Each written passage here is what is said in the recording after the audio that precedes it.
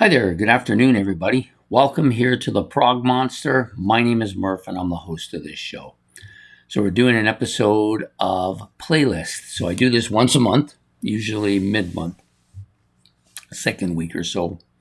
So, we are just coming to the end of that second week. So, I do this usually on the first, well, in this case, the second Saturday of the month. And so, what we do on this is basically do the same thing every time, which is I talk about what stuff went into my playlist, what stuff came out of my playlist, talk about some of the stuff I've been listening to, and then usually at the end I give you a favorite 5 albums for the month going, like for this particular month.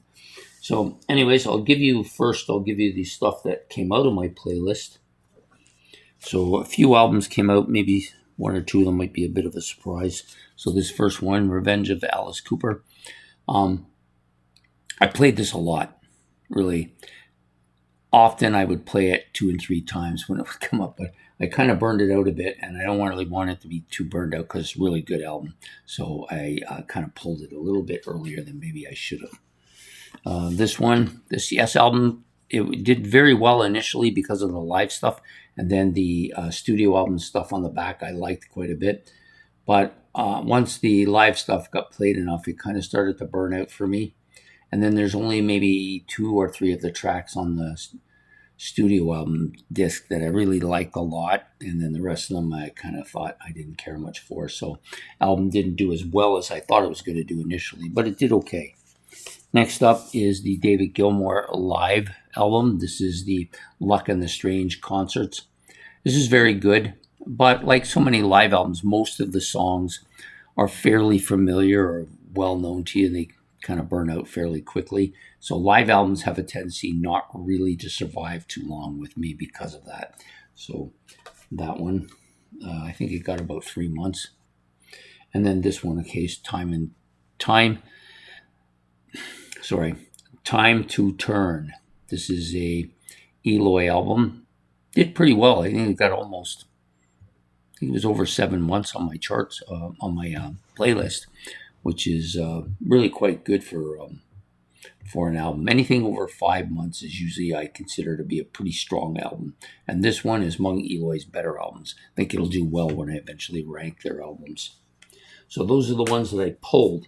Now the replacements.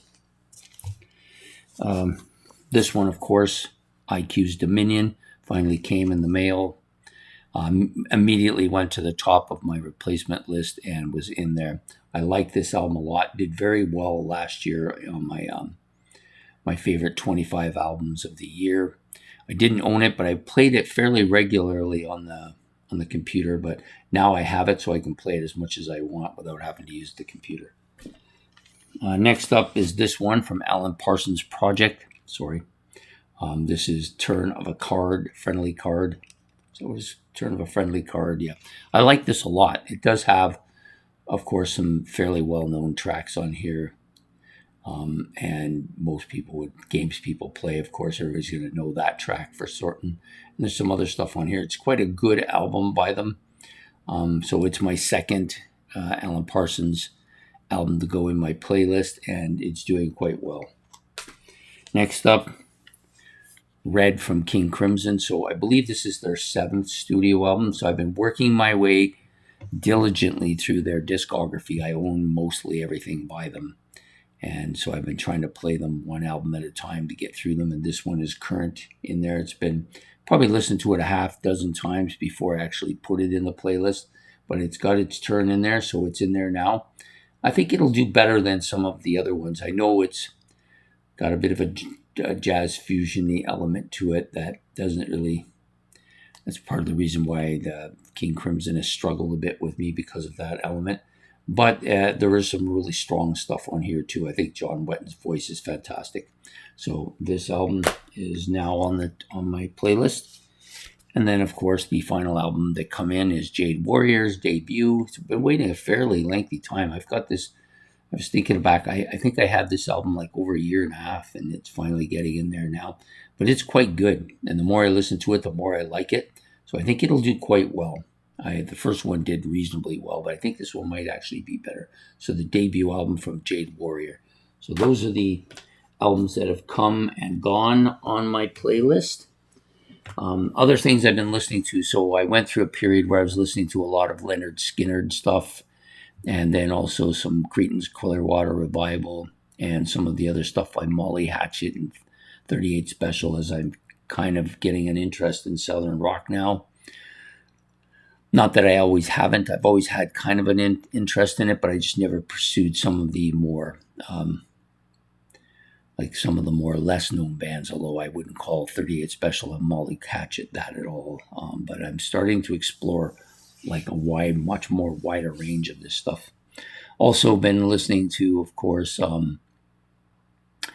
recently went through my Steve Miller collection, my BTO collection, and probably will go through my Deep Purple collection after tomorrow when I do the list. I actually may go through it later today.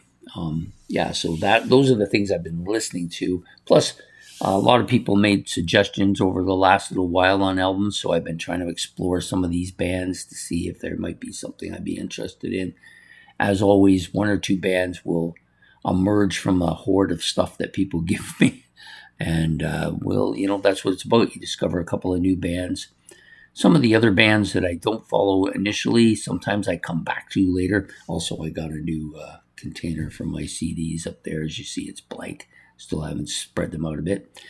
And, so that's what I've been doing with the listening part. Now, I'll give you my top 5 albums of the month. So in at number 5 is Judas Priest's Painkiller. So this was number 1 for, I got probably a couple of months anyways. 2 or 3 months it was number 1. Still doing very well. It's such a strong album by them. I can definitely tell you that this is going to be a top 5 Judas Priest album for me. There's no doubt about it. Just really heavy. Got all of the sounds I like by Judas Priest. Just really good. Some of those tracks are just amazing too. Pretty strong album. Lots of strong tracks. So that's number 5. Number 4, another Judas Priest album, Killing Machine, which is kind of starting to make its move now. I don't know how far up this will go, but has a lot of really strong stuff on it too. Yeah, I don't think it'll do as well as Painkiller, only because some of the tracks were familiar with me before I actually got the album. Green Manalishi, of course. Hellbent for Leather. There's a couple of them on here. Hellbent for Leather, Green Manalishi, and Before the Dawn. Those 3 tracks I already knew before I got the album. So that's kind of a third of the album or quarter of the album. So it's not, I don't think it'll do quite as well as Painkiller, but at this point in time, it's doing fairly well in the 4th spot. Number 3 comes from the Klaatu. It's this album here. So it's their 2nd studio album called Hope. It's a little more quirky than their first album, which is saying a lot because that's quite quirky, but there's a lot of interesting stuff on this album. Every time I listen to it, I hear something I didn't hear before. So I quite like this band too. So their first album did very well with me. This one, I don't know if it's going to do quite as well, but it's definitely going to be pushing it. So that's my number 3, Hope from the Klaatu, or from Klaatu. Some people don't like it when you put the word "ba" in front of it. Number 2, this album is really doing very well with me. I just like listening to it a lot. This is Buffalo Springfield's debut album. Sorry, a little tongue-tied there. I like all 3 of their albums, but I think this one, getting in the playlist early, has taken an early lead. Some of the tracks, of course, are great. Neil Young's a little bit different on here than you get on his solo stuff.